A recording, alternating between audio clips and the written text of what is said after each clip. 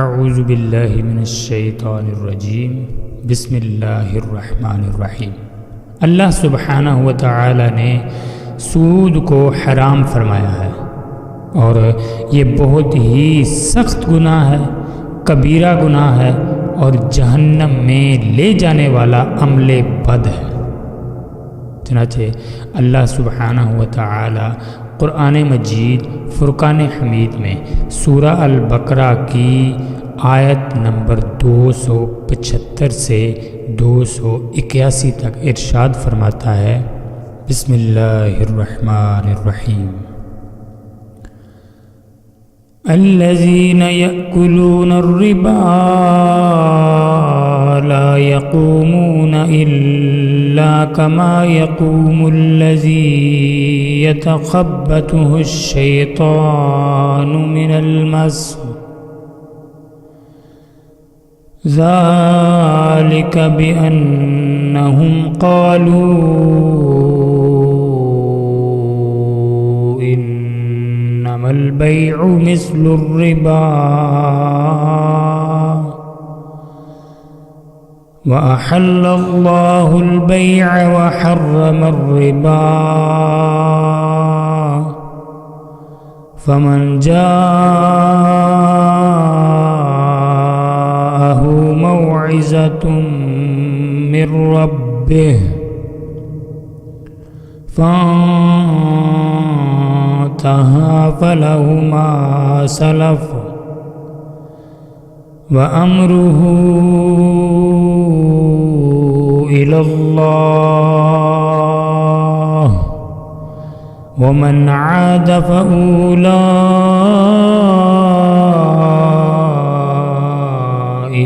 أصحاب النار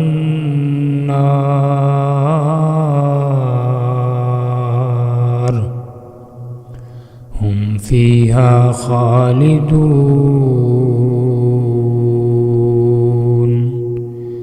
وہ جو سود کھاتے ہیں قیامت کے دن نہ کھڑے ہوں گے مگر جیسے کھڑا ہوتا ہے وہ جسے آسیب نے چھو کر مخبوط بنا دیا ہو۔ یہ اس لیے کہ انہوں نے کہا بیع بھی تو سود ہی کی مانند ہے، اور اللہ نے حلال کیا بیع کو اور حرام کیا سود، تو جسے اس کے رب کے پاس سے نصیحت آئی وہ باز رہا تو اسے حلال ہے جو پہلے لے چکا، اور اس کا کام خدا کے سپرد ہے، اور جو اب ایسی حرکت کرے گا وہ دوزخی ہے، وہ اس میں مدتوں رہیں گے۔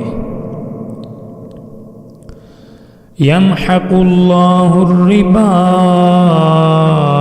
وَيُرْبِي الصَّدَقَاتِ وَاللَّهُ لَا يُحِبُّ كُلَّ كَفَّارٍ أَثِيمٍ۔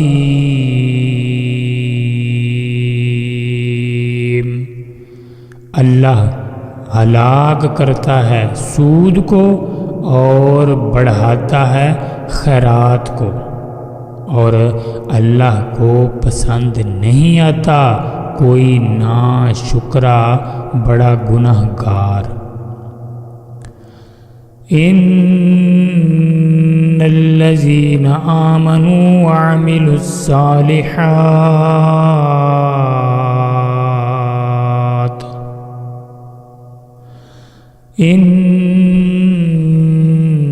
الذين آمنوا وعملوا الصالحات وأقاموا الصلاة وآتوا الزكاة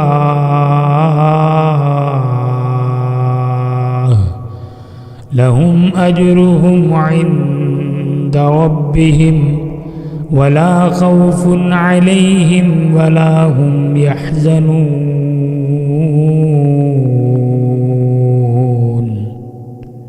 بے شک وہ جو ایمان لائے اور اچھے کام کیے اور نماز قائم کی اور زکوٰۃ دی، ان کا ان کا نیغ ان کے رب کے پاس ہے، اور نہ انہیں کچھ اندیشہ ہو نہ کچھ غم۔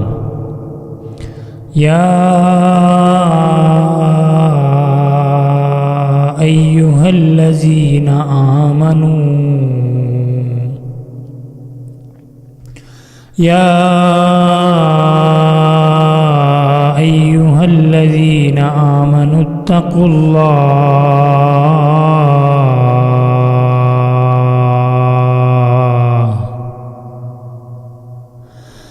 یا ایھا الذین آمنوا اتقوا اللہ وذروا ما بقی من الربا ان کنتم مؤمنین۔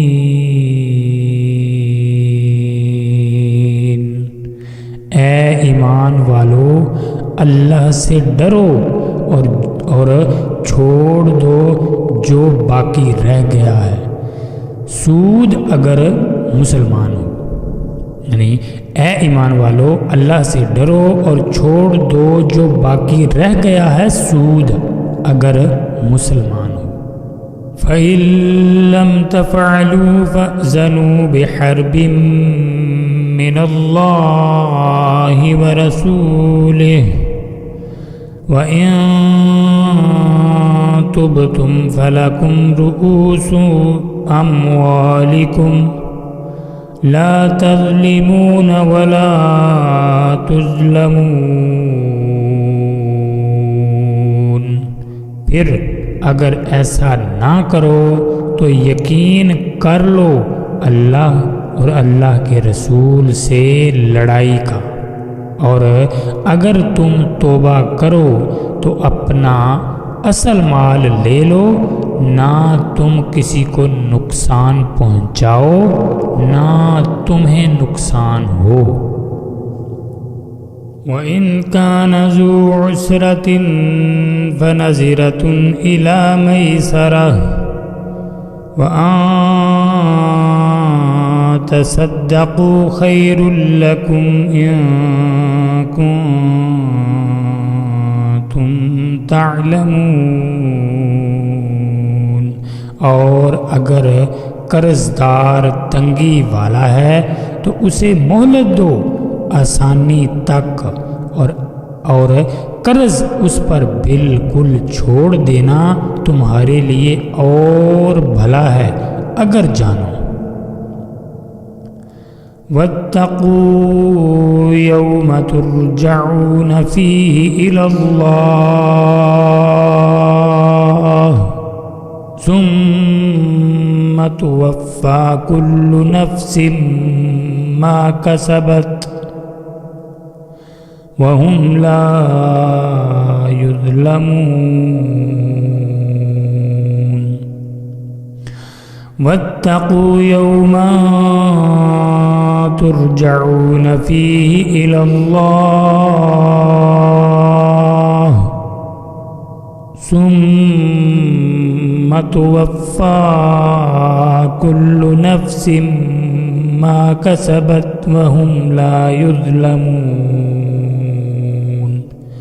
اور ڈرو اس دن سے جس میں اللہ کی طرف پھرو گے، اور ہر جان کو اس کی کمائی پوری بھر دی جائے گی اور ان پر ظلم نہ ہوگا۔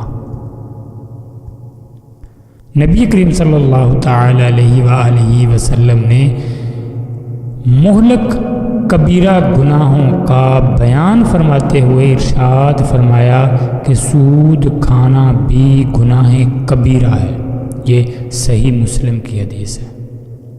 اسی طرح حضرت جابر رضی اللہ تعالی عنہ سے روایت ہے کہ رسول اللہ صلی اللہ تعالی علیہ وآلہ وسلم نے سود کھانے والے اور سود کھلانے والے اور سود لکھنے والے اور سود کے دونوں گواہوں پر لعنت فرمائی ہے، اور یہ فرمایا کہ یہ سب گناہ میں برابر ہیں، یعنی سود دینے والا، سود لینے والا اور سود لکھنے والا اور سود کا کانٹریکٹ، سود کے معاملات میں گواہ بننے والا اور سود کے معاملات لکھنے والا اور دینے والا اور لینے والا سب برابر کے گناہ میں شریک ہیں۔ اسی طرح حضرت ابو ہریرہ رضی اللہ تعالی عنہ سے روایت ہے کہ رسول اللہ صلی اللہ تعالی علیہ وآلہ وسلم نے ارشاد فرمایا کہ شب معراج میں مجھے ایک ایسی قوم کے پاس سیر کرائی گئی کہ ان کے پیٹ کوٹھڑیوں کے مثل تھے، یعنی کوٹھڑیوں جیسے تھے، جن میں سانپ بھرے ہوئے تھے جو پیٹوں کے باہر سے نظر آ رہے تھے۔ تو میں نے پوچھا کہ اے جبریل یہ کون لوگ ہیں؟ تو انہوں نے کہا کہ یہ سود کھانے والے ہیں۔ اسی طرح حضرت عبداللہ بن حنظلہ رضی اللہ تعالی عنہ سے روایت ہے کہ رسول اللہ صلی اللہ تعالی علیہ وآلہ وسلم نے ارشاد فرمایا کہ سود کا 1 درہم جان بوجھ کر کھانا 36 مرتبہ زنا کرنے سے بھی زیادہ سخت اور بڑا گناہ ہے۔ اسی طرح ایک اور حدیث حضرت ابو ہریرہ رضی اللہ تعالی عنہ سے روایت ہے، انہوں نے کہا کہ رسول اللہ صلی اللہ تعالی علیہ وآلہ وسلم نے فرمایا کہ ضرور لوگوں پر ایک ایسا زمانہ آئے گا کہ کوئی ایسا باقی نہ رہے گا جو سود خور نہ ہو، اور اگر سود نہ کھائے گا تو سود کا دھواں ہی اسے پہنچے گا۔ اللہ۔